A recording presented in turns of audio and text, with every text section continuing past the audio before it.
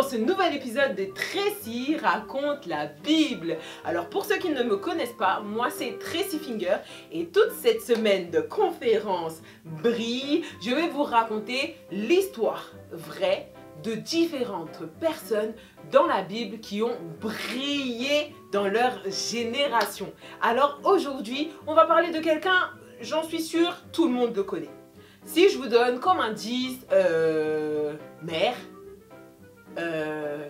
esclavage, Égypte, vous avez trouvé?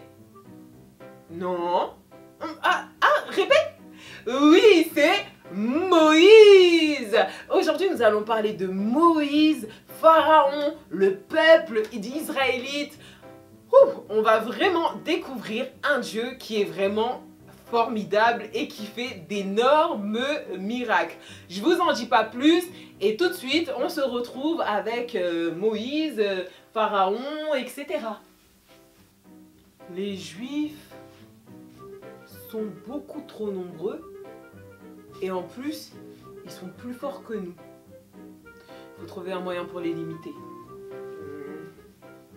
Parce que si nous rentrons en guerre, ils vont forcément se mettre avec nos ennemis et on sera mort. J'ai une idée. Réduisons-les en esclavage. Sage-femme, je vous ordonne à présent, chaque nouveau-né garçon qui naîtra, vous le tuez. Hey! Ok. Les sages-femmes ne m'ont pas écouté?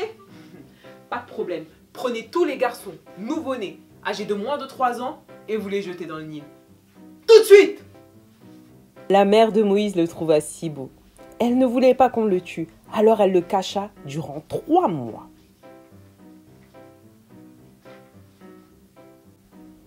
Myriam, la grande sœur de Moïse, se cachait afin de regarder ce que sa mère faisait. Oh, mon pauvre bébé. Tu es trop grand maintenant, je ne vais pas pouvoir te garder. Je t'aime tellement. Adieu. Elle décida de l'abandonner sur le Nil. Myriam restait là afin de voir ce qui allait arriver à son frère. La princesse descendit pour se baigner. Oh, mais que vois-je? Ramenez-moi ce panier.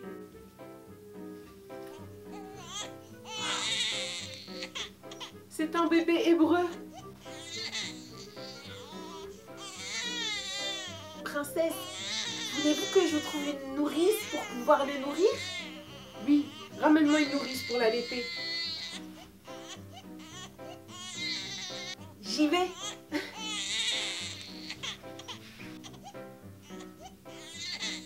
Tenez, je vous le donne. Et vous me le remettrez quand il sera beaucoup plus grand. Oui, bien sûr. J'en prendrai bien soin. On t'appellera Moïse. Ah! Oui. Mais comment peuvent-ils faire ça à mon peuple?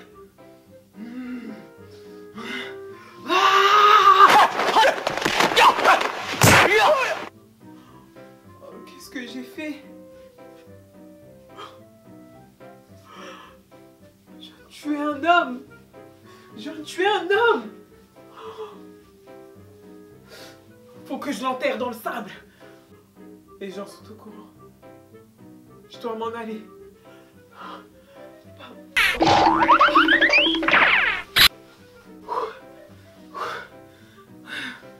Faut que je me trouve d'autres vêtements afin de passer incognito.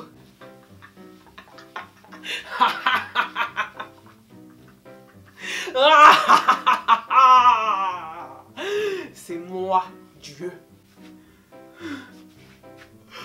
Ah, Jéhovah, aide-nous, on n'en peut plus. Ah.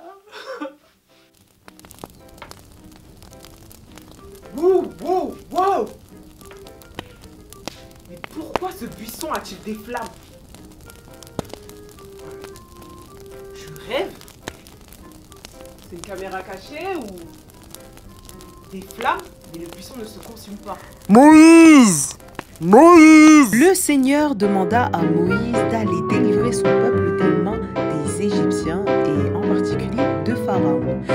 Moïse trouva un tas d'excuses pour ne pas y aller. Mais après plusieurs heures de négociations, Dieu gagna et puis il y alla. Hein. Que fais-tu ici? Hein?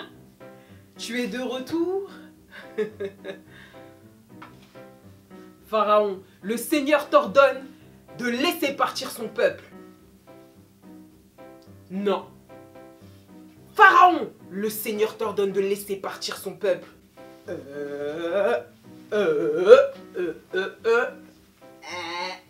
Non. Le Seigneur t'ordonne de laisser partir son peuple. Non, non, non. Laisse partir le peuple de Dieu. J'ai dit non. Le Seigneur, non. Pharaon, je te conseille d'écouter Dieu. Laisse partir son peuple. Non. Laisse-nous sortir d'Égypte. Si tu ne le fais pas, Pharaon, il arrivera de choses très graves. Laisse partir le peuple de Dieu. Et que vas-tu faire? Ton Dieu n'existe pas. C'est moi, Dieu. J'ai dit non. Et chaque fois que Pharaon refusait de laisser partir le peuple de Dieu, un nouveau châtiment s'abattait sur l'Égypte.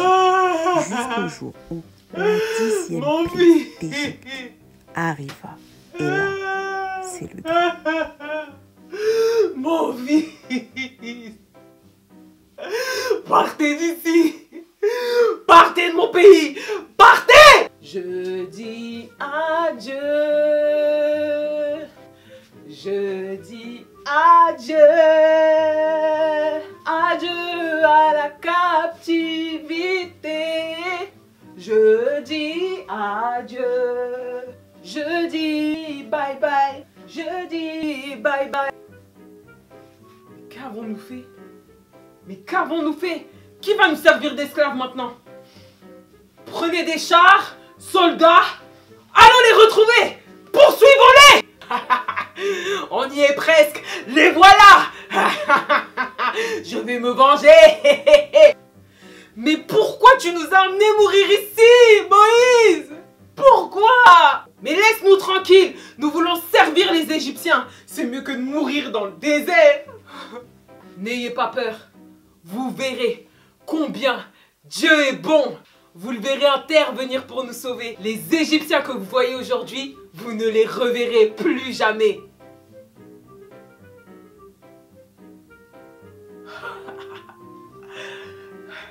Allons-y, traversons.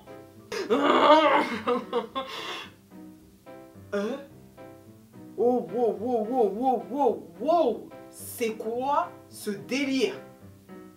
Pourquoi la mer s'est ouverte en deux?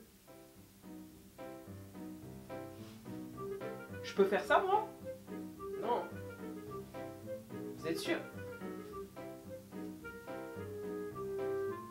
Allons-y! Poursuivons-les!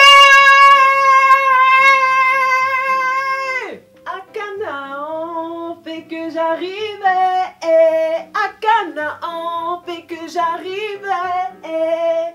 La marche, la marche, la marche vers Canaan. La marche vers Canaan. Durant cette marche, il y a des blocages. Durant cette marche, il y a des persécutions. À Canaan, fait que j'arrivais. À Canaan, fait que j'arrivais. Nous y sommes presque. Ne lâchons rien. Oh mon Dieu, qui est bon comme toi. Personne. Oh mon Dieu, qui est bon comme toi. Personne. Maître des cieux, maître de la terre. À toi la gloire pour l'éternité.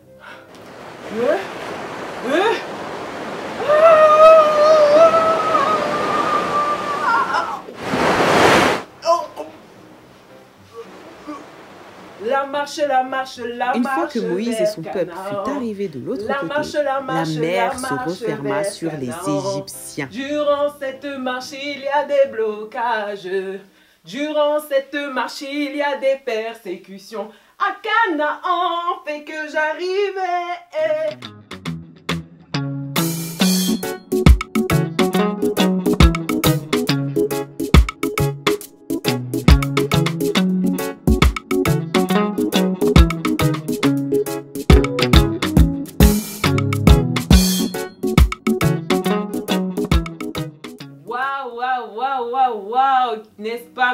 merveilleux. Voilà comment Moïse, qui fut adopté par la famille royale, qui après a tué un Égyptien, finit par délivrer son peuple des mains des Égyptiens. Mais n'est-ce pas ouf comme histoire?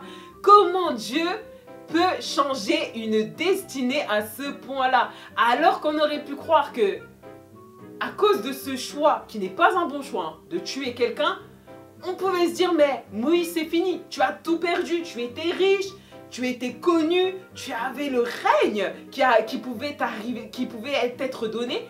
Et au final, malheureusement, avec une bêtise, un excès de colère, tu as tout gâché. Mais Dieu, dans sa bonté, dans son amour pour ses enfants, ne l'avait pas oublié. Et là où on pensait que même peut-être il était déjà mort, Moïse est revenu et a accompli la mission pour laquelle le Seigneur l'avait renvoyé vers son peuple. Il a délivré le peuple d'Israël des mains des Égyptiens. Et carrément, au final, une bonne partie des méchants n'a pas survécu à la mer Rouge.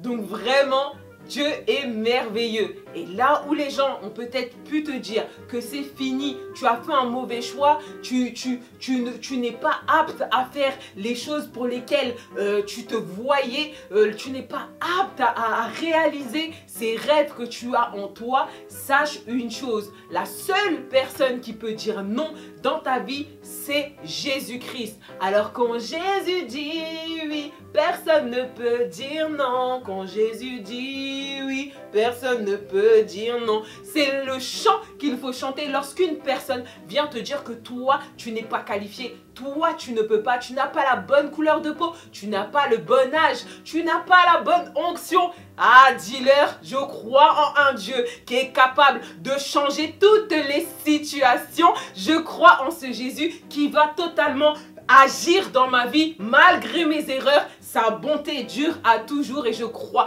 qu'il a une destinée glorieuse pour moi. Alors il est temps que tu brilles, il est temps que nous brillons après cette conférence à Rebo Shakaya. Je crois que toi, oui, toi qui me regardes, tu vas briller comme jamais auparavant et les gens qui ne connaissent pas Jésus connaîtront Jésus à travers toi et ça, peu importe ton âge.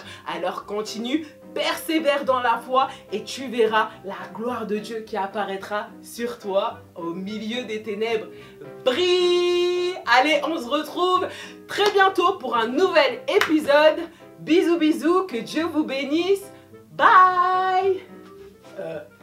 Peace!